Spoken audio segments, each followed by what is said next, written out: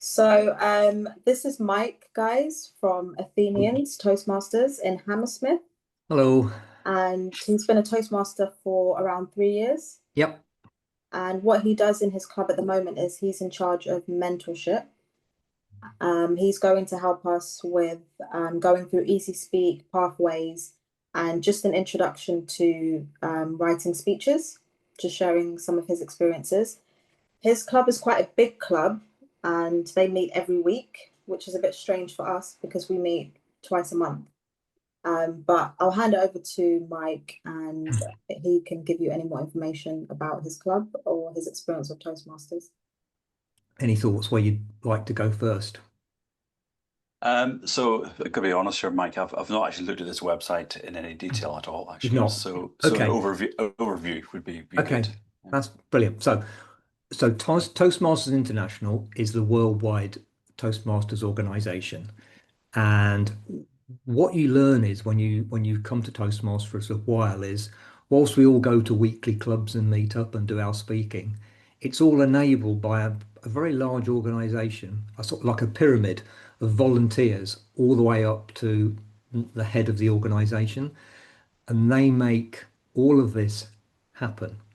They have got this whole structure in place that incentivize people to keep their clubs going, to keep the ethos of Toastmasters going, to create new clubs, to replace the clubs that just naturally sort of fall by the wayside. They have people who go and reinvigorate clubs that look like they might be losing people, and all sorts of things like that. They put in the reward system of the ribbons we all know, and they just generally provide that educational um, backdrop to everything we do. So that's Toastmasters International. There are 15,500 clubs, I think it is, around the world, divided by regions, areas, districts, etc., of which any club is in a little cluster of clubs locally. So what I think I'll cover is the basics, first of all, of TMI, and then we'll think about Easy Speak. Now, Easy Speak has got nothing to do with Toastmasters International.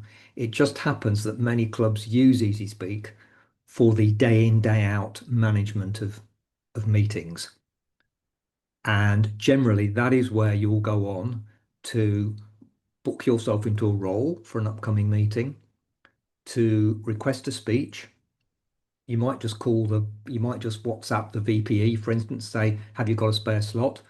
But you often find your VPE will be managing everything through Easy Speak. So let's first of all go to TMI. So on TMI, as a standard member of the club, you'll be given a log on. And when you go onto that log on, you will come to the home page, which I think for everyone will look like this. When you're a club officer, like a treasurer or a president, there'll be extra places in this website you can go to.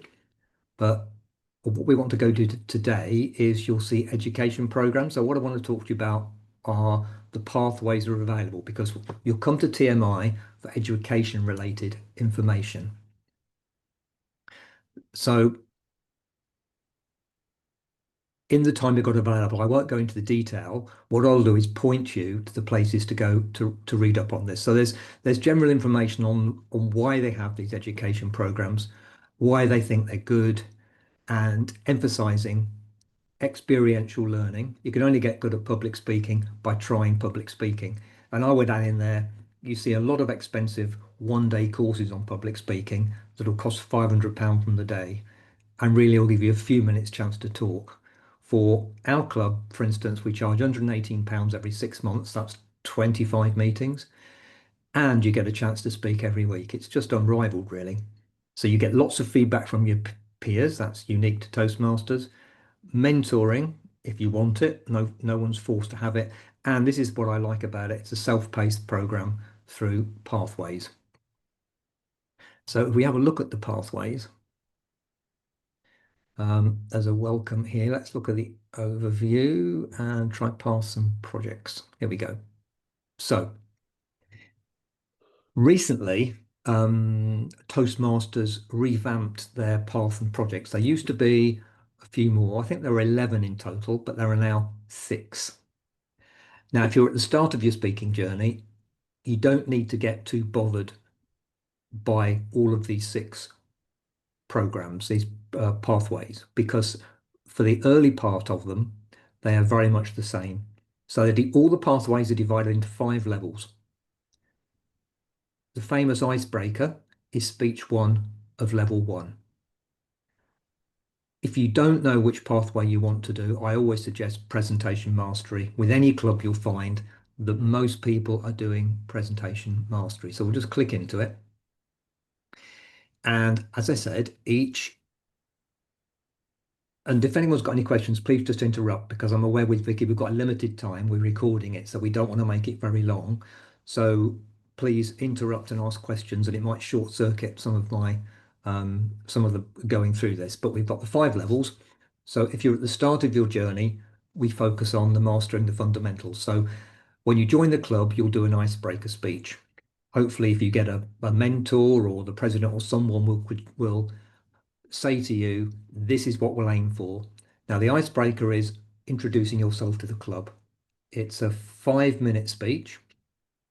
And 1 or 2 people I've seen do it, if they've got a bit of experience already, they won't do an introduction to the club. They'll do a speech on another subject. But I always think that's a bit sad. I always like, when someone joins the club, especially as a mentor, to know why they're here, a bit about themselves, their backstory, etc.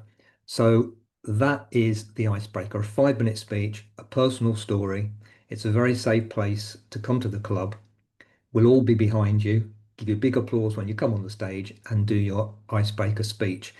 And I guarantee, however much anxiety you find before you do it, you'll feel great when you've done that 5-minute speech for the first time, and it will never feel as difficult again. It'll still feel difficult when you do the 2nd and 3rd and 4th speeches, but it won't feel as difficult again. And I know that I've been mentoring someone doing a best man speech, and he did his best man's speech recently, and he said if he hadn't come to Toastmasters, it wouldn't have been half so good, and he got lots of good comments afterwards. So I think it really does work. So back to the level 1, 5 speeches, and it's a nice little progress. So you start with your icebreaker, 5-minute speech, and then all the other speeches are 7-minute speeches. So you start with a speech on any subject, literally choose a speech which isn't the personal introduction, which is on any subject. I think I spoke about my camper van and why I like my camper van, why I got it and where we go in it. And then the next speech, you're meant to get feedback on your second speech, and your feedback might be, you did really well, but I think you should stand a bit more still. I think you should. My challenge is don't clasp your hands as much. My challenge is when you said that particular thing, you talked about an animal. Why didn't you be that animal for a few seconds? That would have been really engaging to the audience. Or when you said that line, why didn't you do a pause and draw the audience into what you're saying? Then onto the 4th speech and the 5th speech. The 4th speech introduces evaluation. So the concept is that the 4th speech, you do another speech on a different subject and you concentrate on the evaluation you get. You should get actionable points. The evaluators are always told to give actionable points. And then your 5th speech can either be the same speech again, where you try and put into practice those actionable points, or you just come up with another speech and try and incorporate the feedback.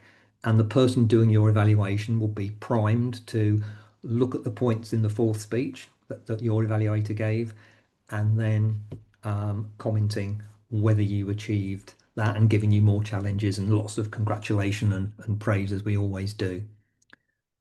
So that's the first level. A lot of people come to Toastmasters and get to the end of the first level, but I really do think it just gets better on the further levels. Level 2 gets into more of the detail.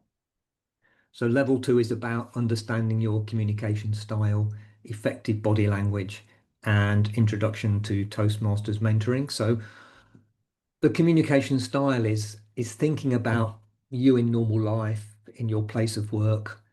How do you communicate? Are you a person who always tries to get consensus? Are you a person who likes to be done a certain way? what's your sort of managerial style, those sorts of things, really thinking about how you interact with others and perhaps thinking of a story around how you had successful interaction in your personal life or on your work, and then presenting that as a speech. Going into the very detail of the pathways, there is a lot more information and resources on this. Can I just Level ask, 3, yep. in terms of you've got 5 levels, and is it one speech in each No, level, or how no, does that's that a really good question. So level 1 is 5 speeches. So it's the icebreaker, your first proper speech. The third is your first proper speech, concentrating on some of the speaking tools. And then the fourth and fifth is give a speech, get feedback, and give the same or another speech. Level 2 is 3 speeches. Level 2, I think, is 3. Level 4 is 2 speeches. And level 5 is, I think, is 1. Level 5 is very much about a retrospective, looking back at your journey through the pathway and talking about it. So if you click on the elective projects, then do we? Oh, yeah. So there okay, we I go. see, 2. yeah. So yeah, absolutely. Yeah, good point. So level 3 is 2 speeches. So I did effective storytelling. I think it was connect with storytelling. And I think what else did I do? I can't remember now. It might have been, I think I did inspire your audience. And so if we look at level 4, so I talked earlier on about the different pathways. Actually, the first 2 levels, the pathways, I think probably don't differ at all. They really differ on the higher levels. And actually, they tend to have the same electives. In other words, you can choose from the same things, but one of the speeches in the pathways is mandatory and it differs for the different pathways. So I'm doing presentation mastery. And for instance, in level 4, I have done, where are we? I've done managing a difficult audience. There we go. Yeah, of course. Yeah. So that's the mandatory in presentation mastery, managing a different audience. And I'm going to do a question answer session. I mean, you can create a podcast, create a social media presence. That involves a bit more work outside Toastmasters itself, because the idea is you do these things, you create a podcast, then you create a 7-minute speech and come and give that speech at a meeting. So I'm doing the Q&A because I'm pretty busy and I can sort of do that within the meeting. You get double the length of time for that, and you get double the length, you get 15 minutes for the difficult audience. I found that. So could I just check then? So for each speech, where do you find I guess some information? Right. Okay. So here we are on the overview. So let's now, what I'm going to do is I'm going to bear with me. One thing you'll find about the toastmasters.org, it's not the fastest website going. But Whatever I need to do, I guess. okay, so I think we've got it now. Let's try and come back while we've got a chance. So when you log on, when you've got your log on, you'll be able to go to Basecamp, which is so before I was going to general information about education programs, this link at the top. But if we go to this tile here, go to Basecamp. So this takes you to the pathway you signed up for. So I've got Pathways Mentor Program. We can put to one side, but that's something else you can do if you're interested in it. Here is my in progress presentation mastery. So once you've signed up, you'll have one of these, and it jumps to where I am at the moment. So I'm now in level 4. So wherever you are, that's where it will go to. So let's go back and revisit where it's most appropriate for someone at the start of their Toastmasters journey, which is level 1. So if we go into level 1, so here we go. So these are the 5 level 1 speeches. And there are the 3 level 2 speeches I did.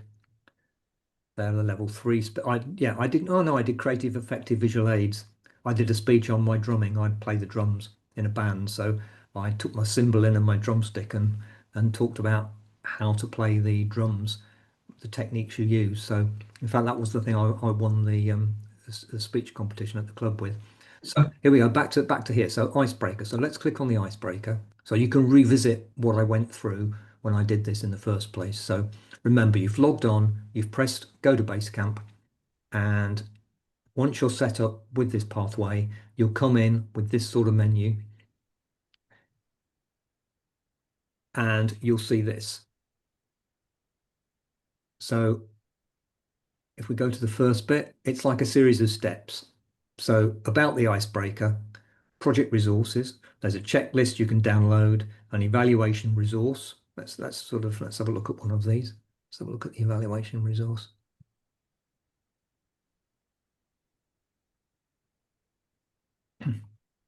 So generally, a lot of the speeches have a specific evaluation form. I'm not sure whether they all do, but you can get the evaluator to fill this in either during or after, or they can just give you a free form, but sometimes it's quite nice if you want to use it because it enables them to give you more structured feedback. And if you're ever going for competitions, it'll get you more aligned to the sort of thing people are looking for. So they're easily downloadable. They're the project checklist. Let's have a look at that. And there's always a project checklist. So here we go, the icebreaker. Introduce yourself to the club. That's the keywords. And learn the basic structure of a speech. Write and deliver a speech about any topic to introduce yourself to the club. So it tells you schedule your speech with the VPE, write, rehearse, communicate with your evaluator about your goals, meet with your evaluator to review your evaluation, look at the feedback, and it suggests you choose one piece of feedback that's reasonable to apply to your next speech. So for instance, my mentee, he was doing his wedding speech. When he did his icebreaker, he tended to pace around and he tended to err a lot. And we spoke about what he should do, gave him a challenge, and he said, I've got to pace around. I know I'll pace around. I can't speak if I don't pace around. I said, fine, let's just work on the erring. And he's really made inroads into his and to his erring between words. So that's a good recommendation there. Pick on one thing. And so I think it's a nice, set of structured information to help you through with it. So that was the first screen, and there's always a next button. So here it tells you basically what this little step is, what it'll actually deliver. Toastmasters is big on what and why. Why are you doing this? What will it help improve? And giving you resources.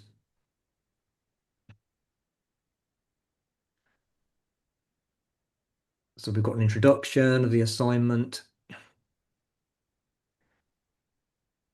We've got specific information here where you can, and there's a survey that comes up. I can't quite see it. I don't know whether it will come up when I've actually done this already, but there's a survey, a set of questions about how confident you are at doing certain things, and the same thing at the end.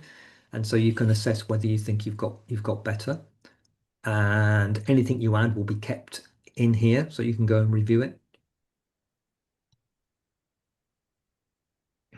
So more information about planning a speech. Another important thing that this resource has are videos. So you won't be able to hear the video, I don't think, but Every Toastmaster, the few so it talks you through doing your speech. I found it all really useful. How to organize your speech, resources for putting down your outline. Mike, do you know roughly how long it takes to go through each speech? I can't remember how. Is there like a rough time that it takes? When you say go through it, you mean go like to go through the material for like your icebergs? Oh, I see.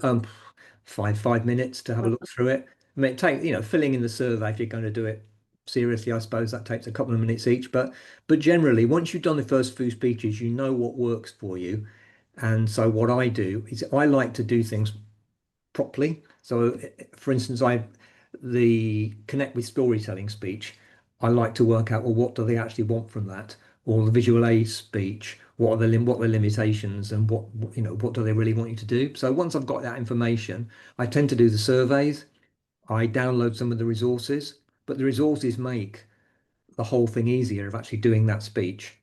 There's nothing worse than doing the speech and then the evaluator saying, well, you didn't actually deliver on what actually this speech was about. So yeah, so I don't think it's not long at all, and I think it saves time and makes what you're doing accurately reflect what the pathway wants you to do at that point. So I no, it's not onerous at all. I think the videos are really useful. I mean, you can find all sorts of Toastmasters videos, but on YouTube, etc. But I think it's a good place to come here. I mean, while we are here, I know you, Vicky, you said about, planning your speech. And so I think it's probably a good point to talk, especially as with one of you guys hasn't done their icebreaker yet. So I've learned quite a lot actually from the other members of the club, and my mentor Casper is really, really good. I'd say he's going for Distinguished Toastmaster. He's a great mentor. He's given me a lot of really useful feedback. So in terms of an icebreaker in your early speeches, there are lots of little things to remember to help you do it.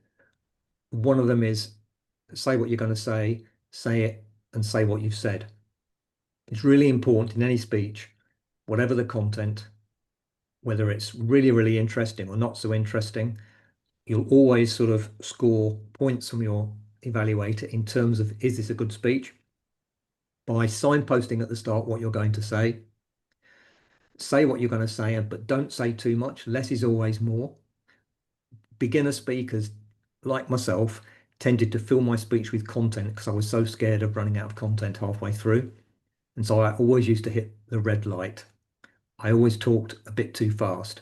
So I would always say less is more. Stories. We're not bothered about storytelling really early on, but telling a story rather than giving facts is really useful. So if you're talking about something about your previous life, earlier on in your career, whatever, inhabit it. Talk about it as if it's happening now. If someone says something to you, talk about that as if they're saying it now, and then say your reply as if you're saying it back. You don't need to be in character, be that person, but those sort of little things. So make it very personal. Don't say too much. Don't present too many ideas in one speech. So if you can think of some really, don't try and give a life story because you won't squeeze it into 5 minutes. Pick something you think the audience would, think something which is a USP for yourself. Think something about something which you think other people would be interested in. Just go with that. Think how you can make that even more interesting, and just stick to that. And it'll be a really good initial speech. And the main thing is with the first speech, don't worry about it. It's a safe space. You wouldn't be coming to Toastmasters if you were good already, unless you wanted to join to become a competitor or something like that. So we do get people who come from other clubs, but majority of people who come are first timers. A lot of people go for a few weeks, a few years ago, and then when they really need to do it, they'll come back and say, I tried it 2 or 3 times, but I didn't think I could do it. And then they're coming back again because they really think they need to do it this time around. That's another interesting point that raises. Speech is having relevance to the audience. A Toastmasters audience is especially full of people who have had lots of interviews, continue to have interviews, have a lot of interesting encounters in interviews, and to hear someone else's encounters and interviews is always really useful. So, and it fits the category of a personal story. So I'd say again, rather than picking lots, pick the most interesting one. Perhaps remember, in case your speech does start to run out of words, it's always good in a speech. Another tip is to have a secondary point you can make. So the speech won't be detracted from if you don't make it. But if you do have time, you can slot it in. It will seem like it was meant to be, but it will also then look like you carefully plan the full length of a speech. And the other thing I recommend is the card. I've actually got them. I always talk about my cards. These are from Amazon. I have a box of these cards. They're like playing card size, and you can put bullet points about your speech. My recommendation is you can have your full speech word for word as your backup of your backup, but the main thing to do is put your bullet points. You can use both sides because you'll know when you're halfway through your speech, you know which side to go to. There's a shiny side and a matte side, which also identifies the side, but you can put a number 1 in the corner of one side and 2 on the other, and have bullet points. If you have your whole speech with the words, I mean, if you're sufficiently unconfident and you want to read your whole speech, that also is perfectly good, because it's still a step up to go and do that in front of people. It's no problem. But if you do want to do it without the full speech, put the full speech in your pocket and also have the card with the summary. Another person I know has an A4 sheet of paper with the speech on one side, and then they fold it into 4.